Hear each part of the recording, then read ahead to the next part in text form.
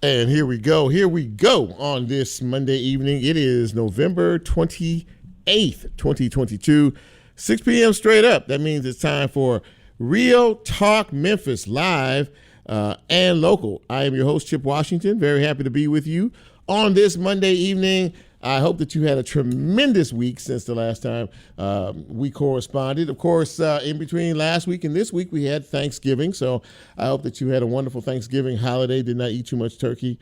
I will not make such a claim. I ate as much as I could get my hands on. But I'm okay. I'm all right. You know, you do it up once big, and then, you know, you have a few days to kind of digest and let things move along. Now, if you traveled, I hope that you made it back okay. A lot of folks didn't. They canceled flights on yesterday, a couple of thousand. Today, another 2,000 or 3,000 because of bad weather that is hampering part of the country. And speaking of, prepare yourself, ladies and gentlemen, for a stormy Tuesday. Weather forecasters are talking about rain and thunderstorms moving in tomorrow afternoon, and they will be with us through the remainder of the day and into the evening hours. We could see a good possibility of tornadoes. Said all that to say this: prepare yourself. Make sure that you have your cell phones, your iPads, and your electronic instruments all charged up and ready to go, just in case you lose power, because if there is a threat of tornadoes, there's a threat of high winds out there as well. So please, tomorrow be weather alert. Be careful out there, on your goings and comings, and let's try to get through this one in relatively good shape. Now, before we move any further, you're asking yourself, how do I get this fine piece of radio? Well, you know what? Because I'm in a good mood, I'm going to tell you how you get this fine piece of radio broadcasting. You do it in a number of ways, by the way. It is live right now on 91.7 WYXR on your FM dial. You can also catch us live on the TuneIn app. You can catch us on the WYXR app as well. We are also doing this little deal called Facebook Live, and you may be tuning in and checking us out.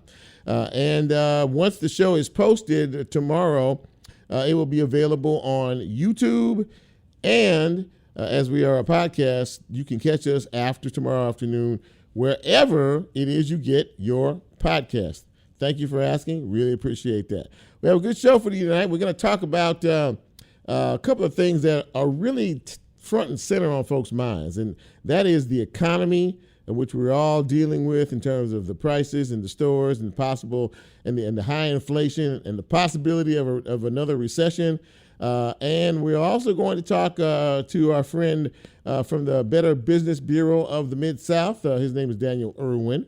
And we're going to talk about these holiday scams, which are already starting to rear their ugly heads. And, we do this because they're getting pretty sophisticated and slick, and we want to keep you one step ahead of that. A little bit later on, we're going to be talking to a PR specialist and guru. His name is Marvin Stockwell, and Marvin really enjoys grassroots advocating in the PR world of grassroots organizing and things like that. Plus, there's another particular project that he's working on here, so we'll talk to him about that a little bit later on. But as we do each and every Monday at this particular time, we celebrate you. If you had a birthday over the weekend, or you have one today or this week, we like to do a little thing called the Real Talk Memphis Shout Out. That's where we shout you out all over the country and join in your celebration of your trip around the sun. But we can't do that unless I say, hit it, Lola. Happy birthday!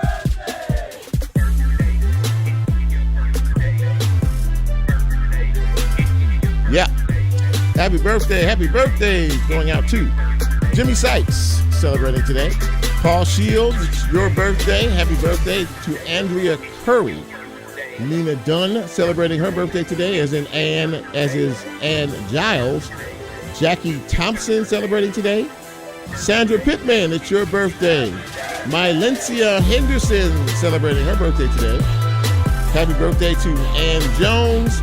To my longtime friend, Melody Meadows, and to Mr. Eric Odell Harris. And I'm getting that familiar wave from Lola, which means she's about to turn on the mic and announce another birthday. Go ahead, Lola.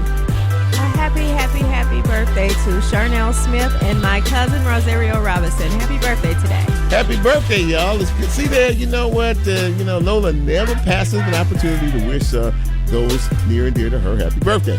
So to all of you, from all of us here at Real Talk Memphis, very happy birthday, and we hope to be with you again next year for your next trip around the sun. Thanks, Lola. All right, so as we get into news and notes, many of you are probably familiar, maybe a little bit older, with a woman by the name of Irene Cara. She was a singer, and she sang the theme to the movie Flashdance, which was years and years ago. And she also sang the theme to the movie and television series Fame. She was also in Fame, as a matter of fact. She won an Academy Award and a Grammy for both of those performances. She was 63 years young. She died on Friday afternoon, and don't know the circumstances surrounding it. But we mourn that loss. So she was a very talented young woman, and did some good things in her very short time here on Earth. So we send our condolences out to the family and all those who were fans of hers. All right, so last week we talked about the fact that the Tennessee Supreme Court has said that life sentences for juvenile offenders are unconstitutional. Can't do it, don't want to do it. They think it's detrimental to the young person. So, I guess this puts to rest the question, if a minor under the age of 18 commits a major felony, killing someone or something along that score, we're not allowed to even determine or have a conversation about whether that particular crime should be sentenced to a higher court or to adult prison. Based on the Tennessee Supreme Court, it's no. So how is all of that going to shake out when more and more of our juveniles are not only killing each other, but a lot of grown folks and committing major felony crimes as well? What are the options? Because when you go to juvenile court, by the time they can only keep you till you're 19 right now, and you're back out doing your thing. With the continuation of all these juvenile crimes that is going on every single day, it makes me wonder now that there are really nothing really to get in the way of all of that in terms of what they're doing. I have a big time problem with all of that. We'll see how it shakes out as we move along down the road here. Pedestrian fatals is another thing that we've been dealing with a lot. A lot of folks have been killed out here walking, in our city, in these various parts of town, in these intersections. We had one on Sunday morning. We're getting close to 70 deaths in reference to the pedestrian side of things. This is becoming a real problem. This particular person who was hit yesterday morning was a female in the Raleigh area. The driver did not stop, did not render aid, just kept on going. And when they found her, she was dead, right in the middle of the intersection.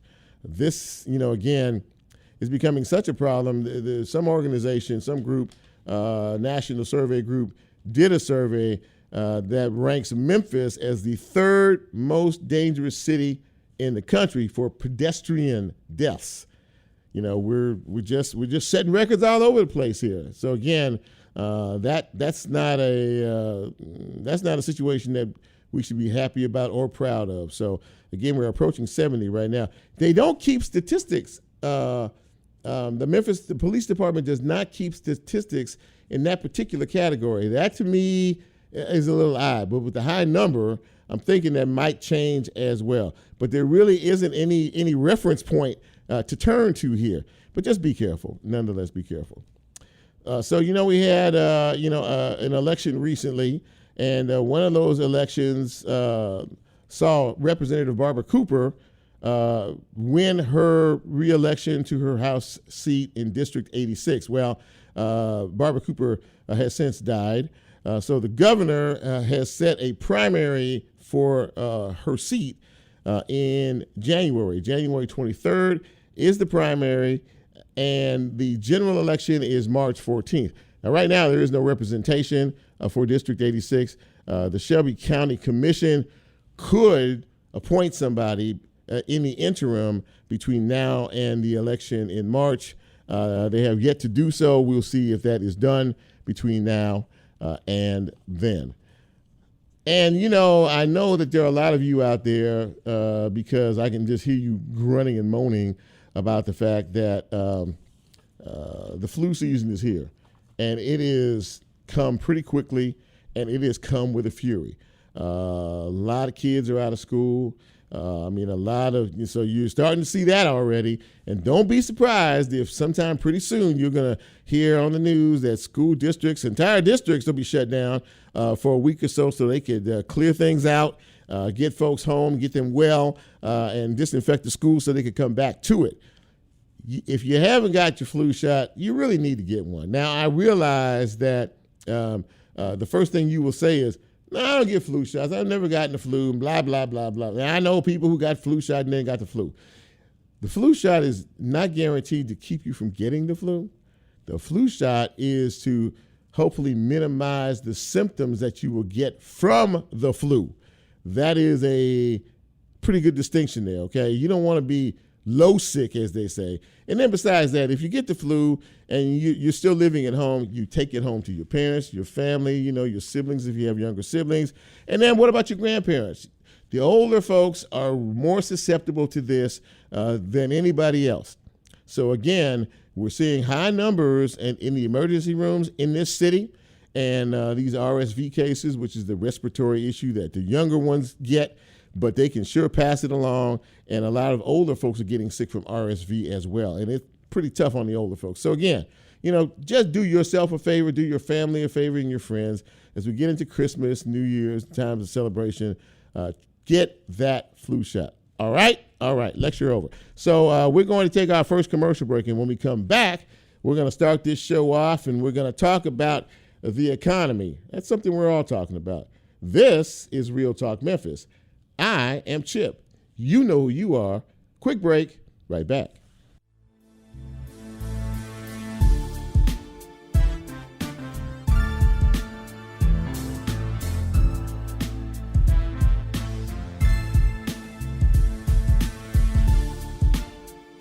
Get Real Talk on the TuneIn mobile app under WYXR, and he's now streaming live on Facebook. And you can also catch a rebroadcast on YouTube. Just put WYXR in the search box and hit subscribe. Now back to more Real Talk with Chip Washington.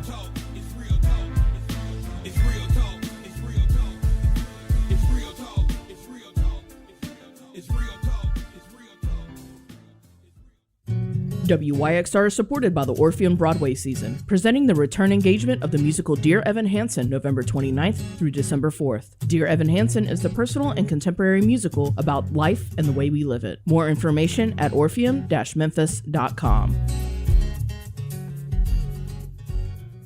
A full day of free live music is on tap at WYXR's Raised by Soundfest, sponsored by Mempho Presents. Spend the day at Crosstown Concourse on Saturday, December 3rd to see performances by Mac Rowe, Welkstall, Lemons, Doll McCoy, Edie X Tico, Knots, and Aaron Ray. 2 ticketed fundraising events wrap up the fest. Big Star's 50th anniversary of #1 record at Crosstown Theater, and a DJ after party with Andrew Van Weingarten and Bodywork. Plus, Kevin Morby will kick things off on November 30th for the opening of This Is a Photograph exhibit. Go to raisedbysoundfest.com for details and ticketing info.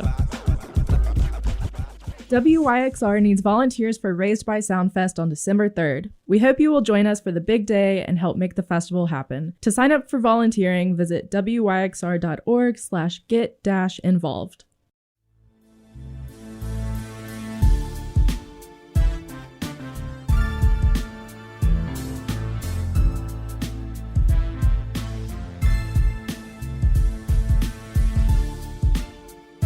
If you like Real Talk, here's a way you can get involved. Do you have a show topic idea or suggestion? Want to be considered a guest or have a guest idea? Then send Chip a message on his Real Talk show page and you can be a part of the Real Talk experience. So as he always says, go out and tell somebody. We'll be right back.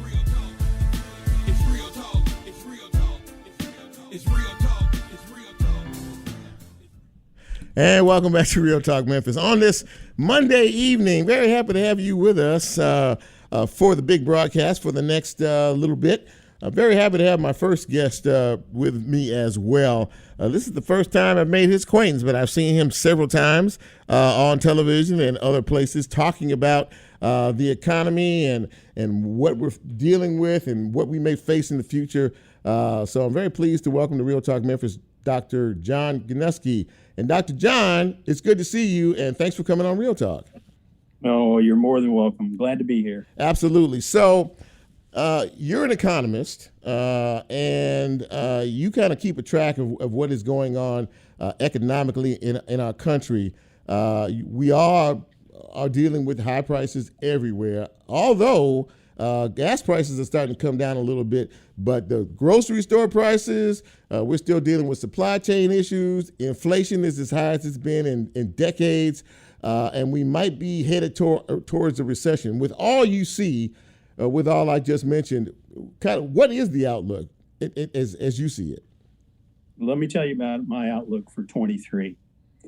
My outlook for 23 is going to be a better year. It's going to be better than 22. Okay. And 22 wasn't terrible except for the inflation. Now, let me tell you about the inflation part. The inflation is a problem that's going to diminish over a short period of time. We're going to begin to see the impact of lower oil prices and lower fuel prices show up in all of those products that you're seeing at the grocery store. Right now, lots of suppliers and lots of businesses are taking advantage of the fact that their costs are up, therefore they're charging you more money. Well, when costs go down, they should charge you less money.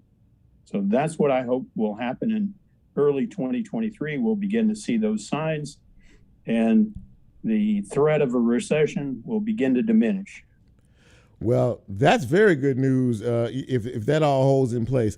What do you attribute the gas prices back under $3? I'm seeing 280 to 290.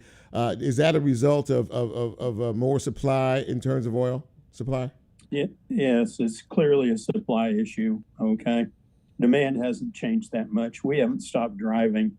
We didn't stop driving when the gas prices were $5, and now my outlook is that they'll be $2.50 by mid-year, and unless something happens in the Middle East or something happens with Russia and Ukraine that we don't expect, okay, gas prices should continue to decline. Do you place any of what we have been seeing lately in terms of the prices and everything else?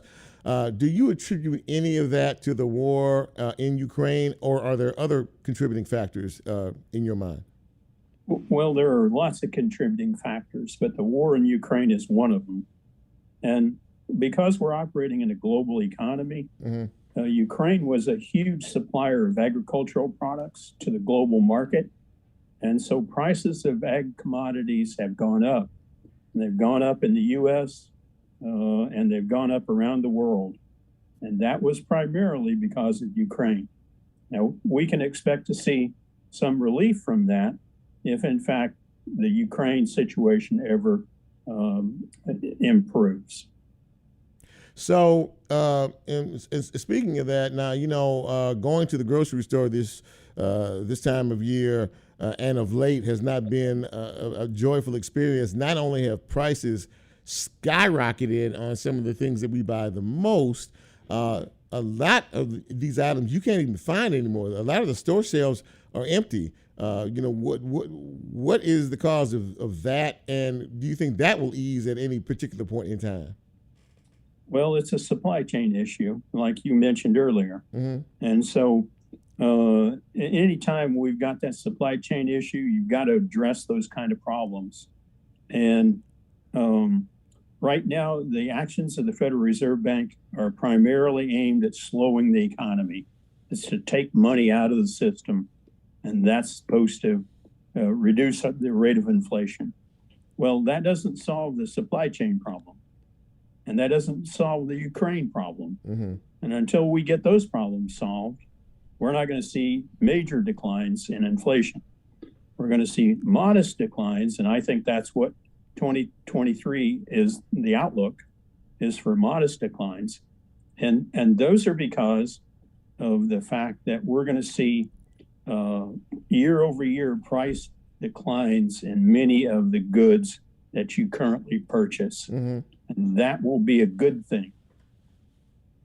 Well, I mean, any kind of relief, for consumers is a good thing. And, speaking of that, we talked about the inflation and what the Fed is trying to do to control that.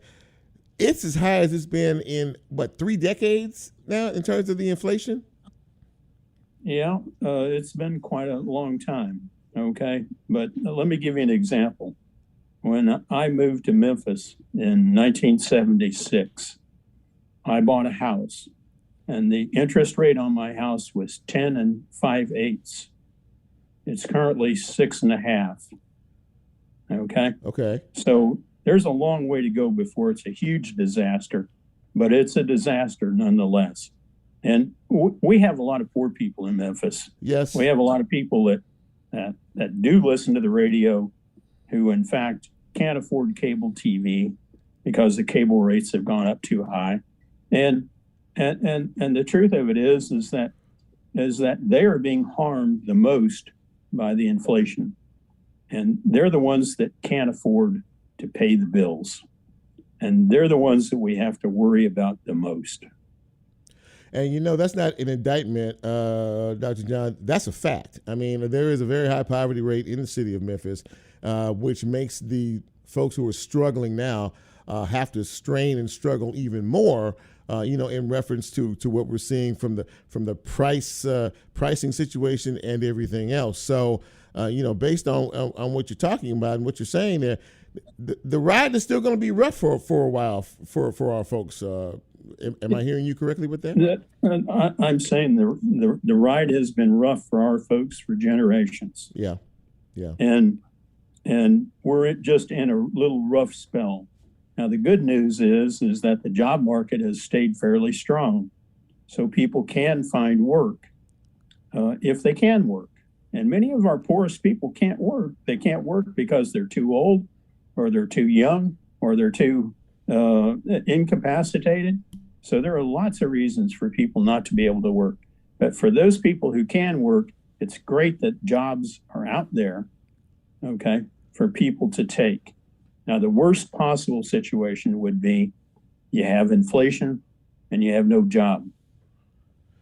Well, that's a pretty nasty combination. I do note, though, and maybe you have as well, there are jobs available, but there aren't a lot of people willing to go and get these jobs, especially in the service industry, because everywhere you go, the customer service is just horrible, primarily because they can't keep, and restaurant owners in places like that, they will tell you, we can't get anybody. We can't find anybody. We can't get anybody who wants to work. What's your take on that? Well, my take on that's typically that it's a pricing issue. In other words, if you're willing to pay, people are willing to work. And if you're not willing to increase their wages enough to attract workers, then it's very difficult to do it. Now, it is true that there's a shortage of workers, and many employers are facing that. Even our finest employers are facing problems with finding workers, especially high quality workers. But still, the issue is that if you desperately needed a job, you could find one. And that's good news for the people who struggle the hardest and the most in Memphis. That's very true. Well, listen, I have thoroughly enjoyed it. I've been looking forward to talking to you. And, you heard him, ladies and gentlemen, brighter days are forecast ahead for 2023. Dr. John Gnuschke, thank you, sir, for coming on my show. And I hope that this is your first time, but I hope it won't be your last. I hope so, too. You take care. Have a great night. Thank you, sir. Appreciate it. Bye-bye. All right, bye-bye. Well, there you go. That's a kind of a broad look at what we could be dealing with the next several months as this year winds down and a new year starts up relatively soon. In terms of the economic outlook of things, because boy, I tell you, it's been rough, and it's been rough on everybody, not just the particular segment as he discussed those who were struggling already, but for all of us dealing with the gas prices and the supply chain issues and the high prices in stores and everything else. So very happy to have that perspective from someone who knows what he's talking about. We're going to take our next break, and when we come back, we're going to shift gears and we're going to talk about holiday scams. This is the holiday season, and we see an escalation in these holiday scams. And I also want to talk about payday loans and things like that too. Some of these folks that rip off folks, but that's a whole nother story. Anyway, we'll get to that in just a minute after we take this next break. This is Real Talk Memphis. I'm Chip. We'll be right back.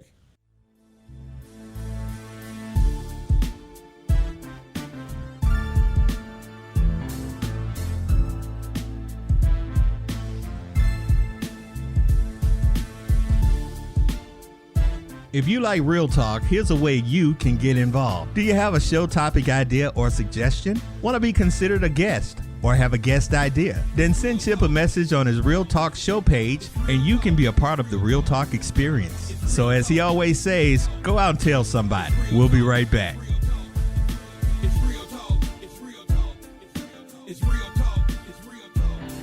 Support for WYXR comes from Farm Burger. Farm Burger is your neighborhood grass-fed burger joint located in the East Atrium of Crosstown Concourse, offering custom grass-fed burgers, seasonal salads, and more. Farm Burger takes pride in their grass-fed beef and partners with local farmers such as Home Place Pastures, Bonnie Blue Farm, and Marmalou Farms. For more information, visit farmburger.com.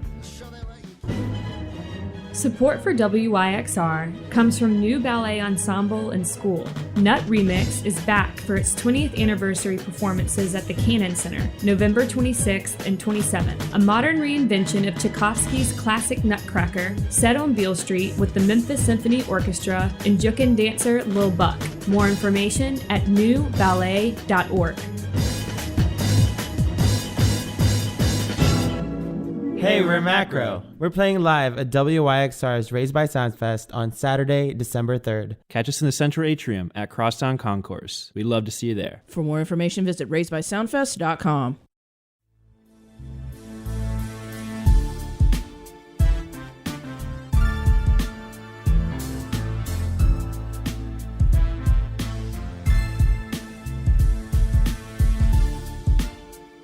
Get Real Talk on the TuneIn mobile app under WYXR, and he's now streaming live on Facebook. And you can also catch a rebroadcast on YouTube. Just put WYXR in the search box and hit subscribe.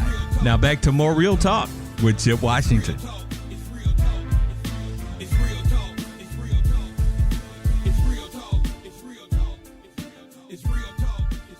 Really quiet.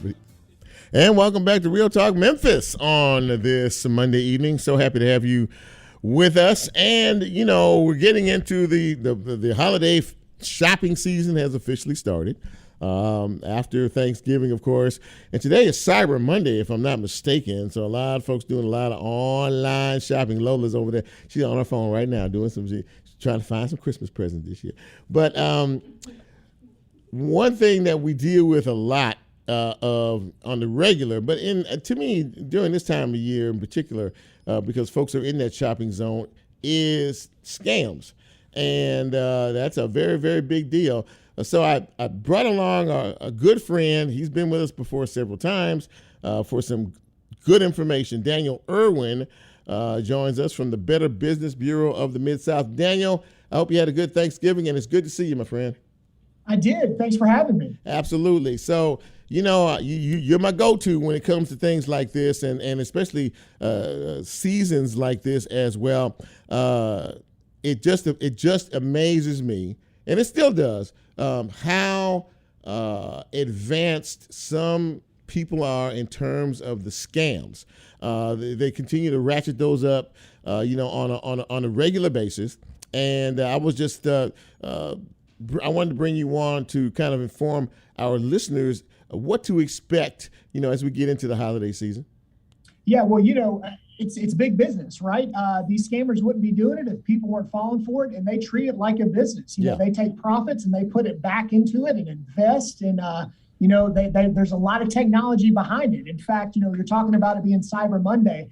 The number one riskiest scam for consumers is online purchase scams. And actually, online purchase scams account for 40% of all the scam reports reported to the Better Business Bureau.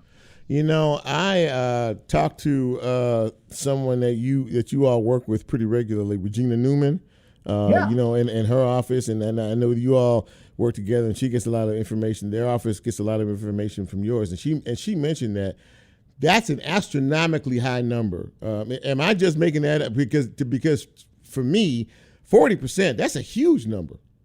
Now keep in mind, not very many people report scams, right? Our best guess is that 1 in 17 people actually report scams, but to our national scam tracker, we have a tool that we use to track scams where people can go online to bbb.org/scam tracker.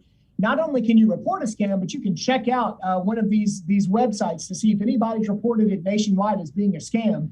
But what's reported to us, again, online purchase scams make up 40% of all the scams reported to the Better Business Bureau nationwide. So yeah, that is a real number, but it does seem pretty high, but it's real. But what's really disturbing about that is we've seen a trend this time last year.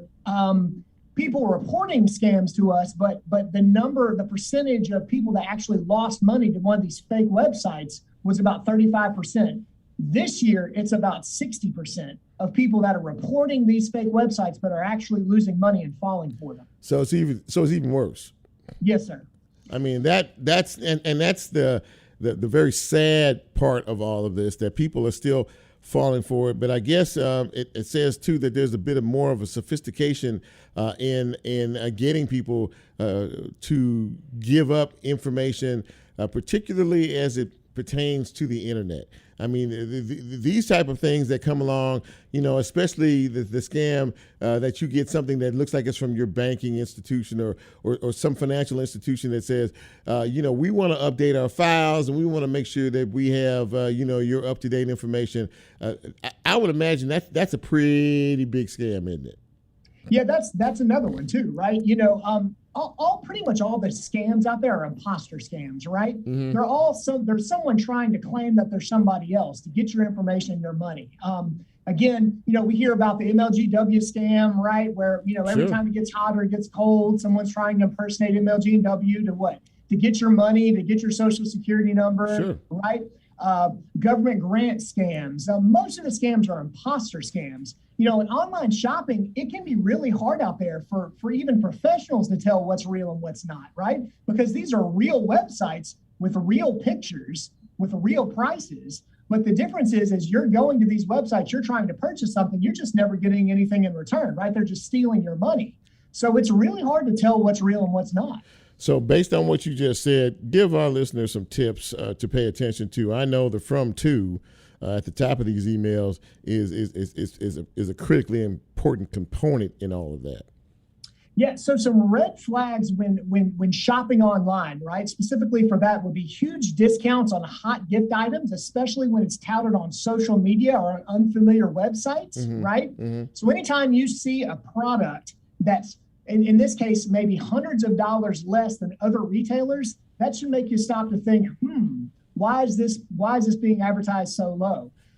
Probably the number one thing, though, across the board when it comes to scams, not only of online purchase scams and these fake websites, but also those emails and those text messages that you were mentioning, is scammer grammar, right? That's spelling errors and shoddy grammar on a website or in an email. Sure. And the reason why it's usually most of these scams are perpetrated overseas, especially these fake websites, right? Mm-hmm. And so when they're being written up, they're written by people that don't necessarily speak English as a first language, or they're using a Google Translator. So that's why, scammer grammar is something, it's a huge red flag, right?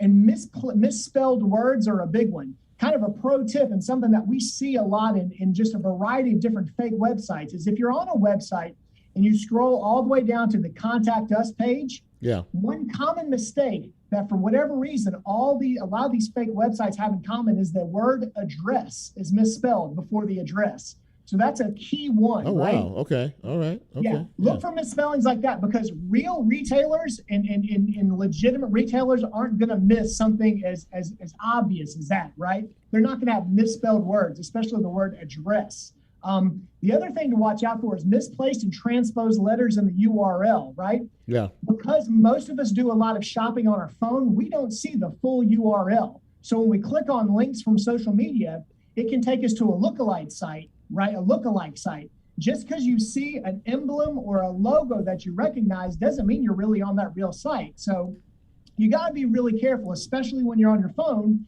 because you don't always see the full URL.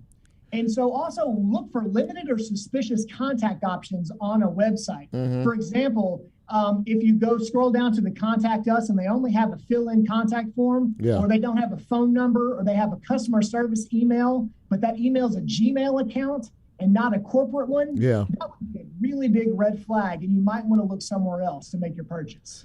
If you're just joining us, we're speaking with Daniel Irwin, our good friend from the Better Business Bureau of the Mid-South, and talking about some of the more familiar scams that folks deal with on a regular basis. You know, I've gotten a few in the past. I even get them today. For example, from a computer software company that says that says, you know, you bought security from us. Congratulations, your purchase of $450. You know, to extend your protection package, has cleared and this and that. And I delete all these things right away. Right. But again, if you're not paying attention, and if you see that and the first thing that comes to your mind is, wait, what? And it scares you, and you try to reach out to these folks, that's when the trouble really starts. Am I correct in that? Right. So that's a tactic that they use. We usually call it phishing, but they're phishing for information. So they send you that, and you know that you haven't purchased that. Exactly. Well, they'll call the company or they'll call the scammer, right? Mm-hmm. They'll indicate that they're with a company even though they're not, and then they'll start to try to press you for personal information. They'll say something to the effect of, "Oh, well, let's take care of that. You're saying you didn't purchase that? Well, what's your credit card number? Let me check our system. Or what's your address? There you go. Let me just see what's your name. You know, well, let me just double check. Oh, I'll handle that for you. Oh, yeah, I see we don't have payment on file." Or, they'll start to ask you questions. And that's when people usually let their guard down. So you got to be really careful, contacting or responding to an unsolicited message or call of any kind. The other main thing that's going around right now that we see a lot of, but we don't talk about a lot, are those pesky text messages or emails that purportedly come from a shipping company, right? Yeah. Saying that you have a package. Yeah. It's really important to note that you will never have to pay money or give personal information for a package that's already in transit. But we get a lot of reports of this around this time of year with all the packages that are being delivered. Going back and forth. FedEx, UPS, the Postal Service are never going to reach out to you and request money or information to deliver a package that's in transit. That's going to be a scam every single time. Okay, so I want to end on this because when I was speaking with Regina Newman recently, this came up. And it's not necessarily a crime per se, but it is a crime against humanity. And that is these payday lending joints that charge you so much interest. I mean, you pay way more than what you get. Is there any rule of thumb that goes along with dealing with payday lending places?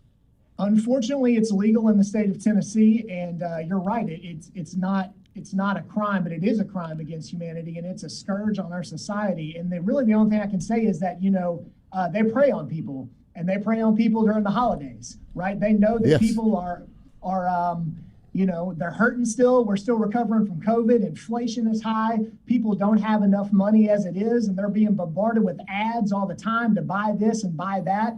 It's never been easier to get in debt ever, right? You can't even go shopping online without an icon where you can pay later, right? Yeah. True. So predatory lenders know this, and so they advertise and they, especially this time of year, and just know that you do have options out there. You don't have to go and pay 35% interest at one of these, or even higher than that at a check cashing place, or in a title loan place. There are options that you have, and if you don't understand what it is that you're signing, give the Better Business Bureau a call. We are staffed up. We have people that answer the phones all day long, and they give advice. If you don't understand what compound interest is, reach out to somebody that does. Call somebody, find out. Yeah, exactly. Yeah, it really can ruin your life. I mean, once you get sideways with some of these predatory lenders and these loans, your credit will never recover. I mean, it's just horrible. So the best thing you can do is just avoid it altogether. Or if you are in a situation where you're already tied into a predatory lender, reach out to the Better Business Bureau. We do have some resources that we can maybe steer you towards, or Regina Newman's outfit over there, the Shelby County Trustee, they have a bank on Memphis, and they have the Financial Empowerment Center. They've got tons of resources, but you're not alone. You don't have to turn to that, and if you are sideways in that, there are resources, so reach out. Daniel Irwin from the Better Business Bureau of the Mid-South. As always, my friend, thank you so much for your wise words and your valuable information. If I don't speak to you beforehand, happy Merry Christmas, Happy New Year, Happy Holidays to you and yours, and please be safe out there. You as well. Thanks for having me. Good to see you, my friend. Good to see you. So there you go, ladies and gentlemen. I hope that you learned something in that conversation, because I always do when I talk to folks. And if you have any questions or any doubts about anything you see, or read or hear about, you can always reach out to the Better Business Bureau of the Mid-South. One final break, and when we come back, we're going to shift gears again. We're going to talk a little bit about PR and to somebody who's been doing it for a while, and a particular project of interest of his as well. This is Real Talk Memphis on this Monday evening. I'm Chip. We'll be right back.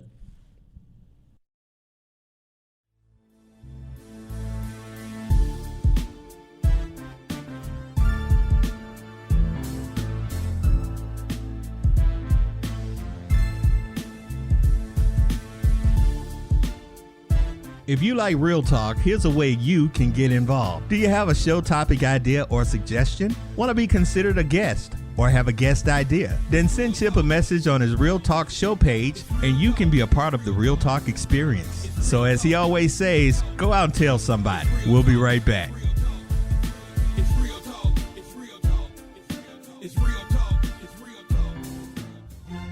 WYXR is supported by the Onstage at the Halloran Center season, presenting the Orchestra Unplugged, Vivaldi, The Four Seasons, on Thursday, November 17th. Robert Moody and members of the Memphis Symphony Orchestra will bring you inside the mind and music of Vivaldi.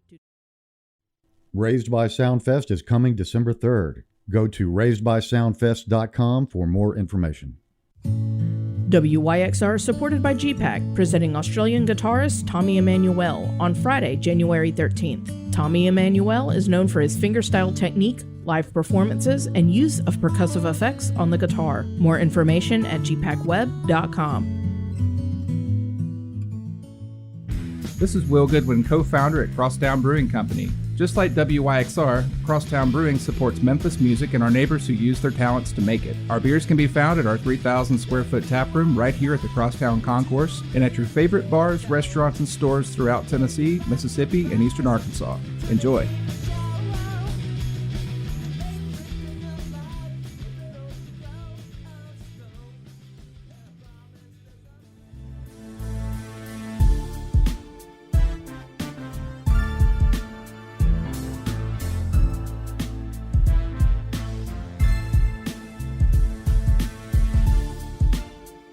Get Real Talk on the TuneIn mobile app under WYXR, and he's now streaming live on Facebook. And you can also catch a rebroadcast on YouTube. Just put WYXR in the search box and hit subscribe. Now back to more Real Talk with Chip Washington.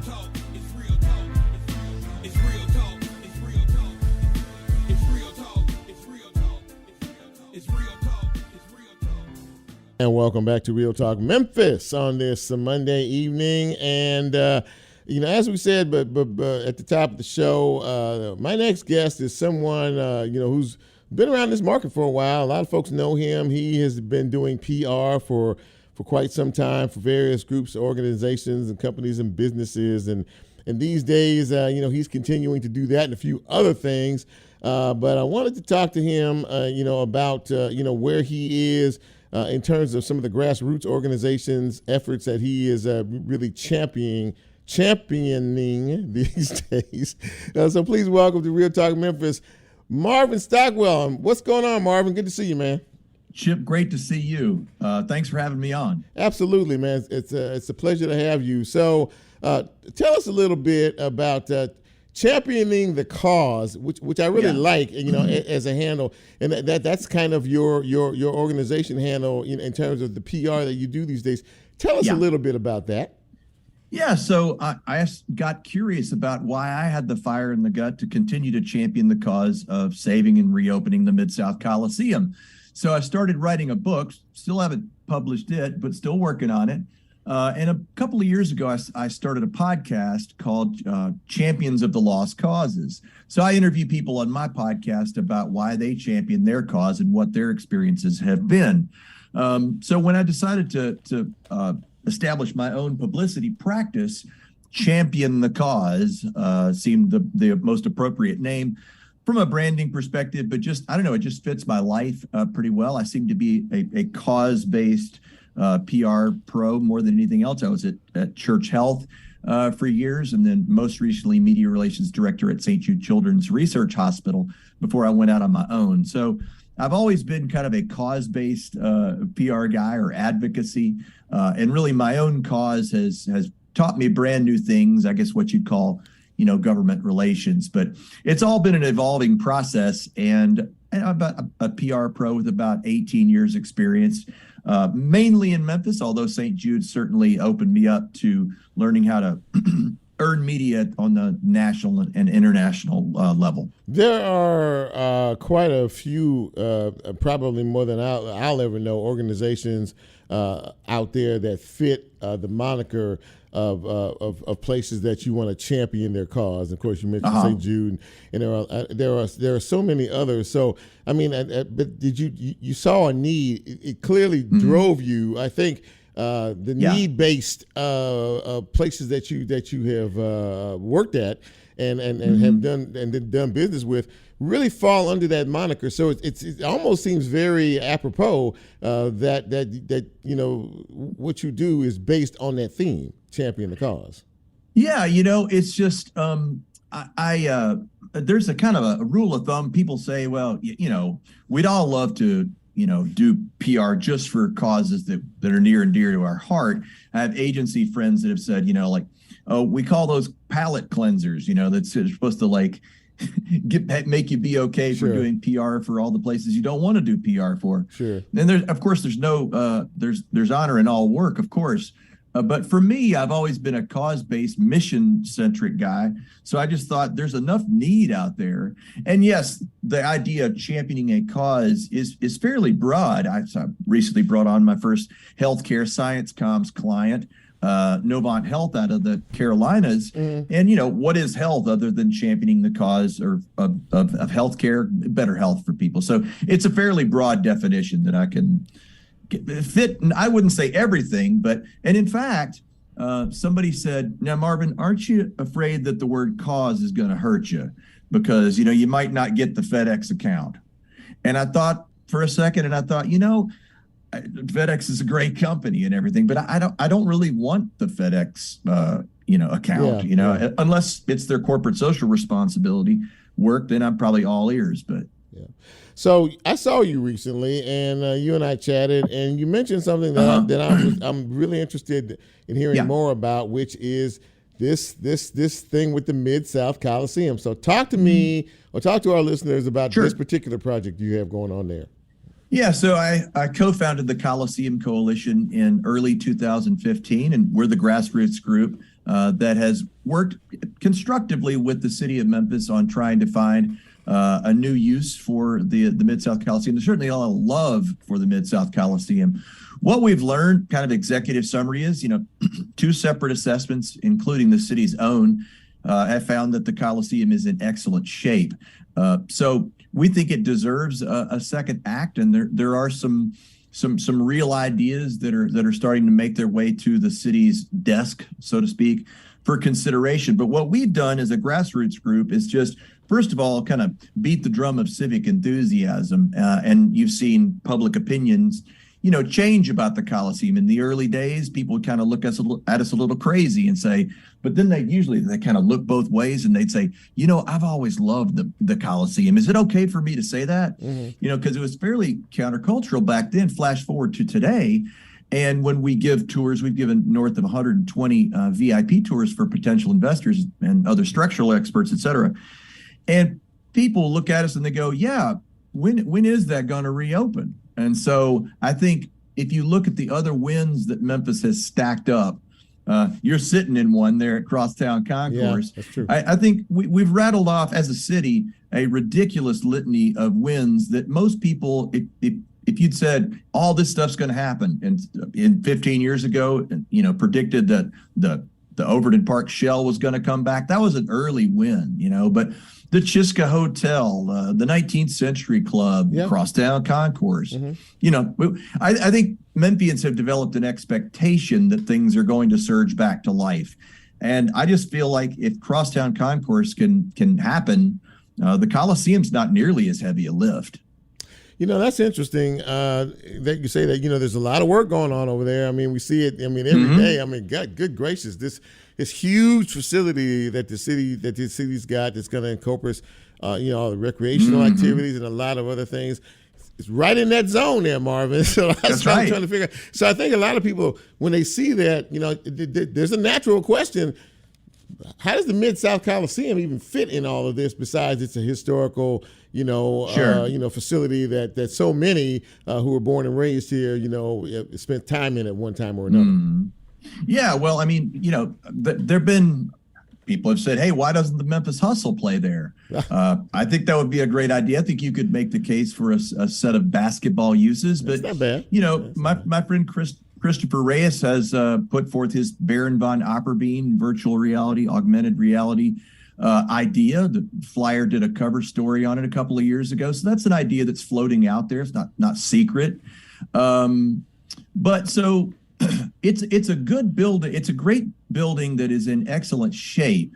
So with the investment all around it, you'd think that there would be an opportunity for the city to capitalize on that. Not to mention the fact that the tourism development zone, which they fund the reinvest, essentially a sales tax recapture mechanism that allows them to issue the bonds for the improvements, and then you're able to kind of keep a certain amount of the sales tax local to pay down the bonds. So currently the Coliseum is earning no tax dollars. Right. So if you put something in the Coliseum that earns tax dollars, all of that tax revenue goes towards the increment. So our point all along has been if the Coliseum could be returned to tax generating status, it would spin off so much of additional revenue that you could do that much more good with it. It would quickly pay down the bonds and be able to fund additional stuff. Well, I think, anything that helps to generate revenue and income for the city, it's probably a good thing. It's an interesting concept that you have, and we'll keep an eye on it and see how it goes, and check in with you every now and again to see if there's any progress being made on it. So I'm thank you for coming on and sharing, because I appreciate it. I've been thinking about it. I'm like, I really need to ask you about this Mid-South College. But I mean, you know what? There's some valid points that were made there, and so I appreciate it. I don't think it's as impossible as everybody thinks, and I don't think that Mayor Strickland's proposal is a done deal. Like if you're reading the stories, it looks like the soccer stadium / Coliseum thing is really in third place behind the FedEx Forum and Liberty Bowl pieces. Yeah. So we'll see. I mean, it's going to be a while before he knows exactly what type of funding he may or may not get from the legislature. Yeah. Marvin, thank you so much. Marvin Stockwell, ladies and gentlemen. Many thanks. So apprecibe you, man. We'll be in contact, okay? Appreciate you. Take yes, care. sir. All right, many thanks. You too. Bye-bye. So there you go. You have to be a visionary to have a vision, and he's got a vision. So we'll keep a track on it and see how things go in terms of that. So another good show tonight, ladies and gentlemen. I hope you learned something. I hope you got something out of it. As always, we really appreciate you all checking in. I see folks on the timeline down here, and I think Vicki Goodman and Michael Harris and Sarah Gum and Tess Graham, and a few other folks. I appreciate you as always. Thank you.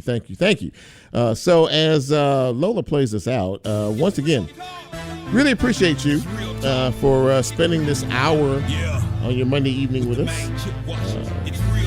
We hope that we provide the type of show that is entertaining and informative.